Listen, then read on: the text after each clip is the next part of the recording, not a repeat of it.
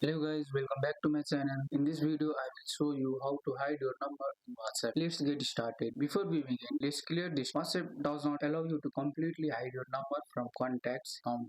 But here is what you can do. Keep your number hidden from unknown people. Use secondary number, your WhatsApp. Hide your profile picture, status and last name from a stranger. Open WhatsApp and tap on settings. After that, tap on privacy. Here you can find last seen and online about status. This way people who aren't saved in your phone won't see any of your personal info, including your number details indirectly. If you want to keep your real number private, use a secondary SIM or a virtual number from service like Google Voice X now. Register WhatsApp using the second number. Don't give your real number. Alternatively, you can use WhatsApp Business and register it using a landline number. This allows you to run WhatsApp without exposing mobile number, especially for personal use. Hope you found this video helpful. Please give it a like and subscribe to the channel for more videos.